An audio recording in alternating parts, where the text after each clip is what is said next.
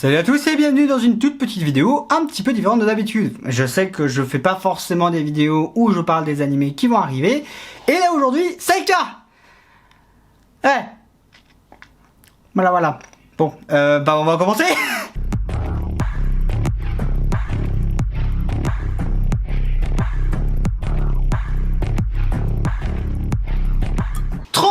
Mars sera le début de la nouvelle saison.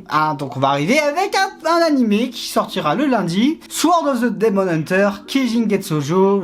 Répète ça, Rastaman. C'est un genre historique, surnaturel. En gros, le personnage principal, il chasse des démons. Ça va bien, c'est pas très original. Voilà. Ouais. Très sincèrement, c'est pas forcément un animé qui m'attire. Je vais regarder plus par curiosité qu'autre chose. C'est des animés dans le genre, il y en a plein. On passe à la suite. 1er avril, Once Upon a Wish Death. Alors ici, on a l'histoire d'une sorcière qui a été maudite et il lui reste pas très longtemps à vivre. Elle va passer le reste de son existence à essayer de soigner sa maladie grâce aux conseils de son mentor. De mieux en mieux, mon petit Franck. Voilà. C'est une sacrée blague hein, pour le début d'année. Ouais, non, pour un 1er avril, c'est quand même pas super sympa de nous mettre un animé pas forcément drôle. Ouais.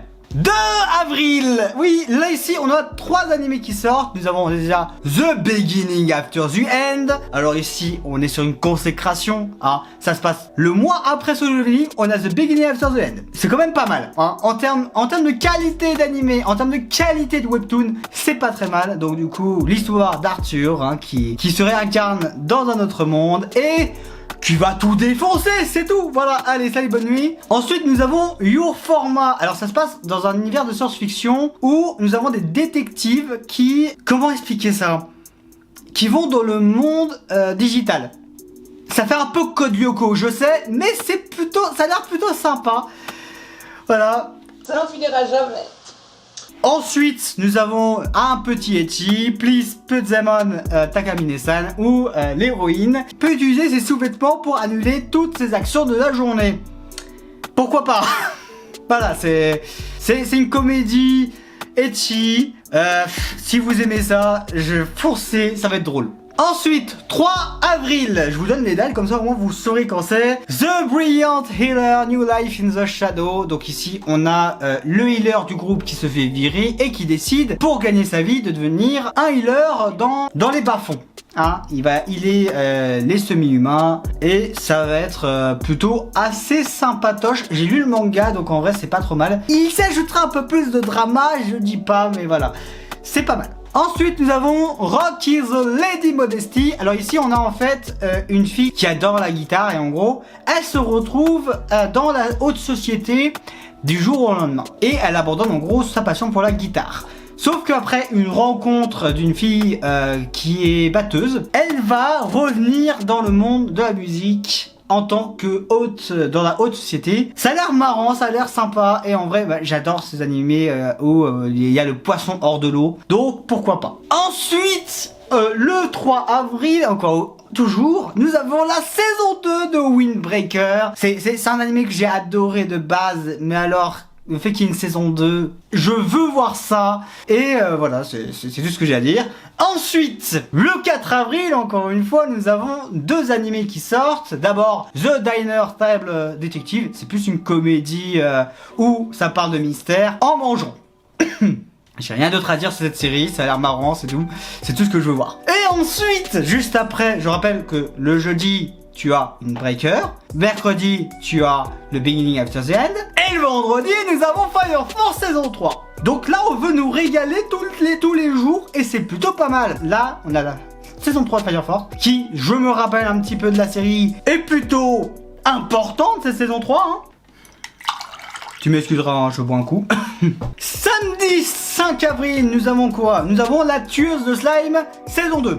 La sorcière... Alors attendez, je vais répéter. La sorcière invincible tueuse de slime saison 2. Bon alors, j'avais bien aimé la saison 1 quand elle sortait à l'époque. Et depuis, il y a le recul et surtout, mes demandes en termes de isekai ont quelque peu évolué depuis. C'est pas forcément le type d'anime que je regarde aujourd'hui. Je suis plutôt dans le drama isekai. Un petit peu à la Mushoku Tensei, Re:Zero, ou alors moi quand je m'incarne dans Slime, où il y a quelque chose qui est raconté derrière. Les isekai de type Slice of Life, J'ai un peu plus de mal aujourd'hui, même si je comprends très bien l'idée derrière. C'est pas forcément mon truc à nouveau. Même les isekai qui sont sortis cette saison, elles étaient pas forcément ouf. Voilà. Ensuite, nous avons Yaiba Samurai Legend. Alors, premier manga de Gosho Aoyama, l'auteur de Détective Conan. Alors, faut savoir que c'est un manga, un animé que j'avais lu, et j'avais regardé il y a pas mal de temps et je l'avais pas vraiment apprécié. J'avais vraiment du mal avec le côté gamin du personnage principal. C'est un truc que j'ai du mal déjà de base dans Détective Conan, mais alors de Yaiba, je suis pas sûr que je vais apprécier. À voir ce que ça va donner. Ensuite, nous avons toujours le même jour, hein, le 5 avril, nous avons From Old Country Bumpkin to Master Swordman. Alors faut savoir que c'est un manga que j'ai déjà lu, hein. L'adaptation animée je l'attendais un petit peu. Donc nous avons ici le personnage principal est un maître dans un dojo et il est retrouvé par une de ses anciennes disciples pour devenir Master Swordman à la capitale. Voilà, c'est tout ce que j'ai à dire. J'adore la série, les fights en épée sont géniaux, mais il y a un mais. Le problème avec ce genre de série, c'est que c'est ce que j'appelle les faux isekai RPG. C'est-à-dire des séries où ça se passe dans un monde fantaisiste. La majorité des studios d'animation n'arrivent pas à rendre grâce à ces séries. Et c'est un peu dommage, parce que j'aimerais beaucoup qu'il y ait une animation folle, mais j'en demande peut-être un peu trop, hein, vu le boulot qu'ils ont déjà de base. Peut-être que j'en demande trop, mais voilà. J'ai envie de voir des fights impressionnants, mais je suis pas sûr que j'aurai ce que je veux. À voir ce que ça va donner. Ensuite, nous avons I'm the Evil Lord of an Intergalactic Empire. Alors là, c'est marrant parce qu'en fait, c'est à la fois un isekai. En fait, le personnage principal est réincarné dans notre monde et grâce à justement un dieu démoniaque. Bah ouais, logique. Et il devient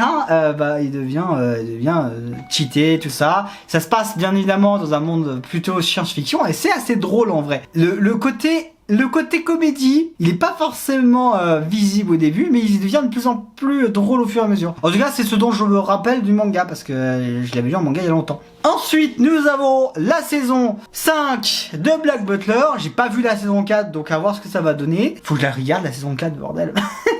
Qui adapte l'arc Emerald Witch Arc. Je sais pas, j'ai pas compris. J'ai rien d'autre à dire sur cette série parce que Black Butler, j'ai un petit peu passé le moment où je regardais Black Butler. Voilà, donc déjà on a une bonne semaine de rempli. Maintenant on a le dimanche. Nous avons 1, 2, 3, 4, 5, 6 animés qui sortent le dimanche. Nous avons Maebashi Witch. En gros, la personnage principale devient une sorcière et en gros son but va être de récolter des souhaits pour son entourage et les exaucer. Voilà, c'est plutôt le côté. Il y a un côté musical, il y a un côté tranche de vie qui a l'air sympa. Et, bien sûr, un côté comédie intéressant. Witch Watch. Alors j'en ai entendu parler de cette série parce qu'en gros, la personnage principale est une sorcière. Oui, mais non, encore mieux, beaucoup plus malin, oui, bien sûr, d'évidence. Et elle veut voyager avec son crush, celui qu'elle aime, qui est un orc. Ça a l'air bien marrant, ça a l'air bien. Il y a un côté, il y a le côté fantasy, il y a le côté romance et il y a évidemment le côté comédie. C'est trois trucs qui marchent beaucoup avec moi, donc moi je vais regarder en tout cas. Et en parlant de comédie, Yandere Dark Elf. Le titre parle de lui-même. Nous avons un héros qui revient d'un isekai qui a sauvé le monde, tout ça, et une Dark Elf qui vient de ce monde-là et qui l'a suivi pour le pécho. Je préfère les dire comme ça parce que c'est plus drôle qu'autre chose au début. Après ça devient un peu pas ouf. Bon, toujours le même jour, Kakushite Makina-san. Ici, on est sur un robot qui a des soucis de base. C'est un robot sexuel. Voilà. C'est une comédie ecchi sur la mécanophilie. Voilà, on peut le dire. Tu peux envoyer l'extrait maintenant. La mécanophilie, c'est quand t'aimes baiser les voitures. En gros, l'héroïne est une robot et elle va demander à un geek de l'aider. Voilà, c'est à peu près tout ce que j'ai retenu de cette série. Ça a l'air vraiment marrant aussi, pareil. Il y a pas mal de ecchi sympas qui sortent et qui sont plus basés sur la comédie. Et en fait, c'est comme ça que fonctionnent des ecchi. Les ecchi ne fonctionnent qu'avec la comédie. S'il y a pas de comédie, c'est pas intéressant. c'est pas intéressant. Ensuite, nous avons Gorilla no Kami. Alors pareil, là j'ai lu le synopsis et ça me fait rire de fou. L'héroïne se prend la bénédiction du dieu des gorilles qui a une puissance formidable. Voilà, c'est tout ce que j'ai à dire. Ça a l'air bien comique, c'est de la fantasy. Il y a un peu de romance dans l'air, mais c'est pas ce qui m'intéresse. Ensuite, nous avons l'animé de trahison, hein, un petit peu comme The Brilliant Healer là. C'est The Unaware Atelier Master où le héros, après être viré du groupe du héros, va se rendre compte qu'il est très fort dans d'autres domaines, quitte même à dépasser son précédent groupe. C'est un type d'animé qui marche de toute façon, donc je vais regarder. Voilà. Allez, on passe maintenant à la semaine d'après, du 7 avril au 10 avril. Il y a des animés qui sortent. Alors, j'ai parlé que seulement des animés qui m'intéressent moi, à voir ce que ça va donner. Alors attendez, par contre, il y a déjà My Hero Academia Vigilante qui sort le lundi 7 avril. Alors moi je vais pas le regarder parce que ça m'intéresse pas forcément. Si vous voulez regarder, ça sort, voilà, hein. Ça se passe dans le même univers que My Hero Academia, avec un personnage principal qui a le même costume que des coups. Lol, calme-toi. Alors ensuite nous avons le même jour The Mononoke Lecture Logs of Shusechi Sensei. Oh, il galère. Alors ça, en gros ici on a un professeur ainsi que son élève qui résolvent des mystères. C'est tout ce que j'ai à dire.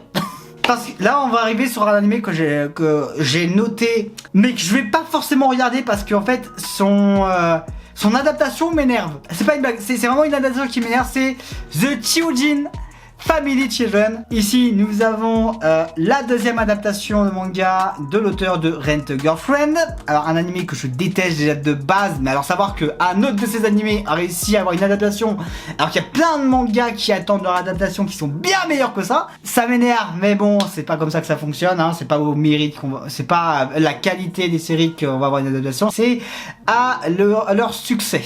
Et un harem de type inceste fonctionne bien. Bon, alors c'est à moitié faux, hein, bien évidemment, hein. Le personnage principal découvre que toutes ses sœurs n'ont pas le même sang que lui, et donc du coup, il les voit différemment. Voilà, c'est tout ce qu'il y a à dire là-dessus. J'ai rien d'autre à dire là-dessus. On passe à la suite. Apocalypse Hotel.